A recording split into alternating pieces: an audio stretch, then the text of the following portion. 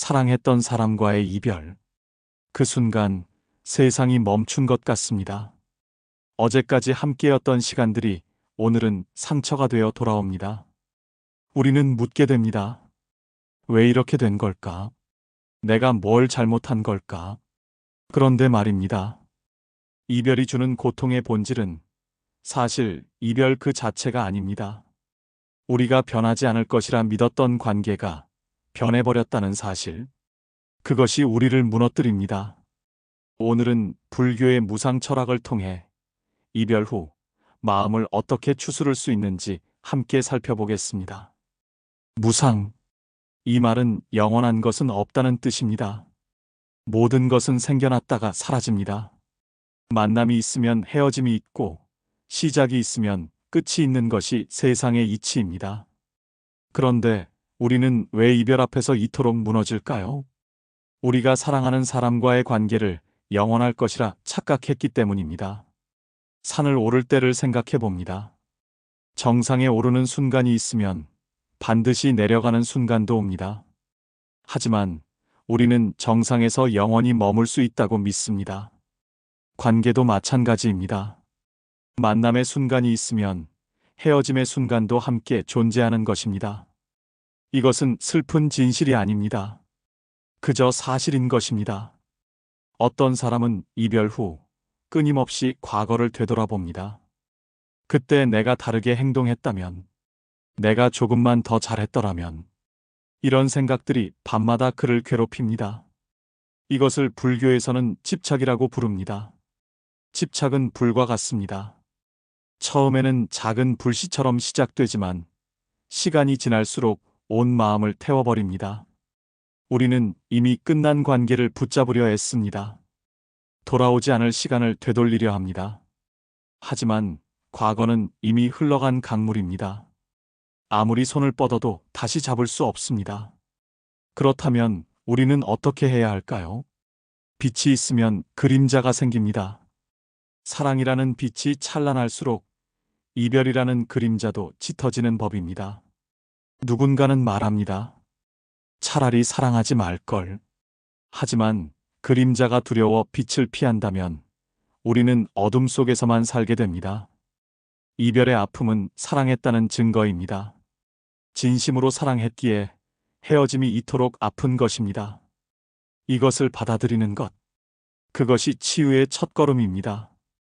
나는 사랑했고 그 사랑은 진실했다. 이 사실만으로도 그 관계는 의미가 있었던 것입니다. 결과가 좋지 않았다고 해서 과정까지 무의미해지는 건 아닙니다.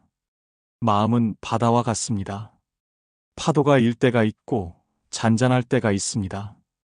이별 직후의 마음은 거센 파도가 몰아치는 바다와 같습니다. 슬픔, 분노, 후회, 그리움. 온갖 감정들이 파도처럼 밀려옵니다. 어떤 사람은 이 파도를 막으려 합니다. 울지 말아야지. 빨리 잊어야지. 하지만 파도를 막으려 하면 할수록 더 큰 파도가 몰려옵니다. 차라리 파도가 지나가도록 내버려 두는 것. 슬플 때는 슬퍼하고 화날 때는 화를 느끼는 것. 그렇게 감정의 파도를 있는 그대로 경험하다 보면 어느새 바다는 잔잔해집니다. 억지로 평온을 만들 수는 없습니다. 파도가 스스로 잦아들 때까지 기다리는 것. 그것이 무상을 받아들이는 방법입니다. 우리의 인생은 길과 같습니다. 그 길 위에서 우리는 수많은 사람들을 만납니다. 어떤 사람은 짧은 거리를 함께 걷고 어떤 사람은 긴 여정을 동행합니다. 하지만 영원히 함께 걷는 사람은 없습니다. 누군가와 헤어지는 순간 우리는 생각합니다. 이 사람 없이 어떻게 앞으로 나아가지? 그런데 신기한 일이 벌어집니다. 시간이 지나면 우리는 계속 걸어가고 있습니다. 때로는 비틀거리고 때로는 주저앉기도 하지만 결국 다시 일어나 걸어갑니다. 왜냐하면 길은 계속되고 우리는 멈출 수 없기 때문입니다. 이별은 누군가와의 동행이 끝났다는 뜻입니다.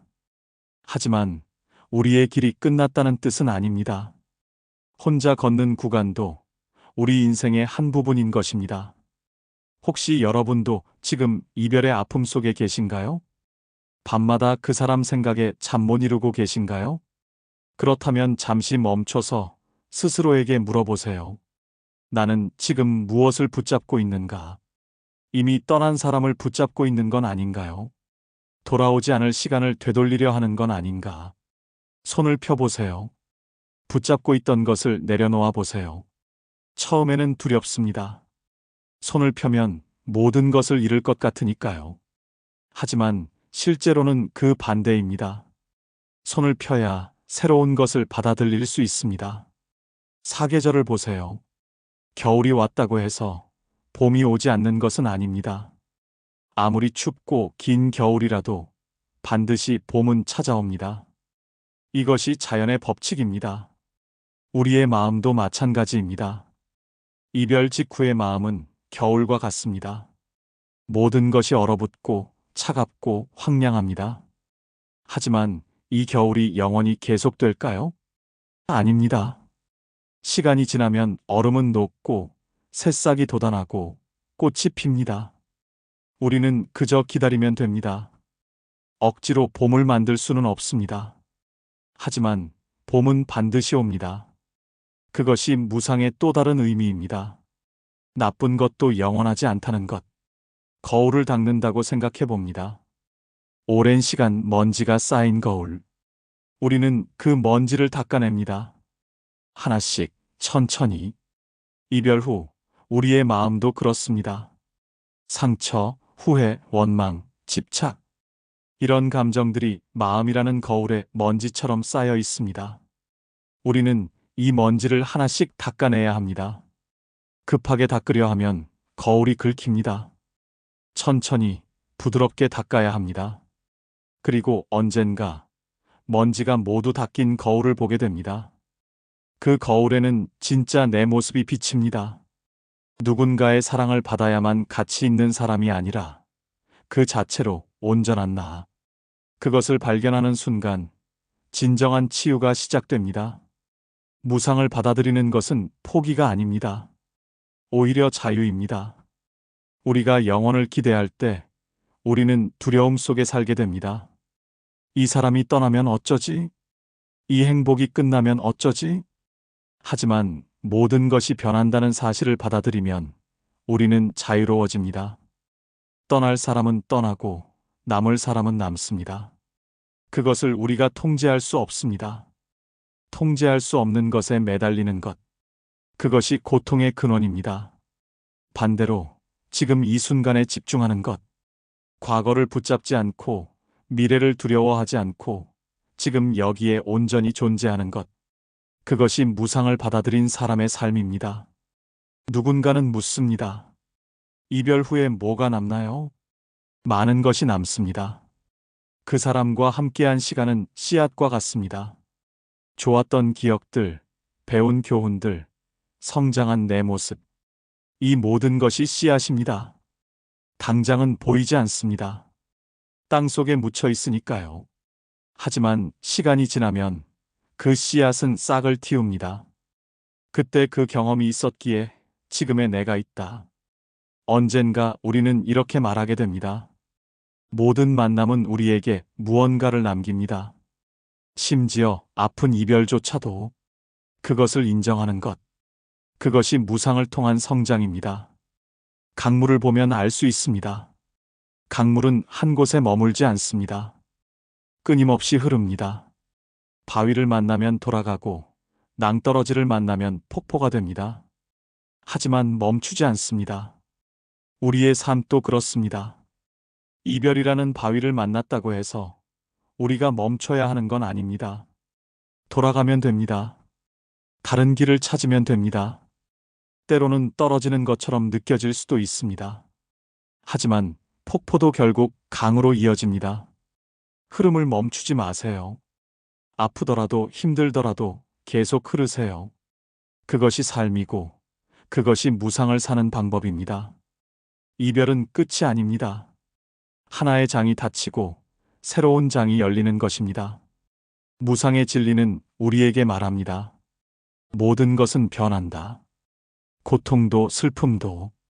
지금은 캄캄한 밤 같지만 새벽은 반드시 옵니다. 지금은 추운 겨울 같지만 봄은 반드시 찾아옵니다.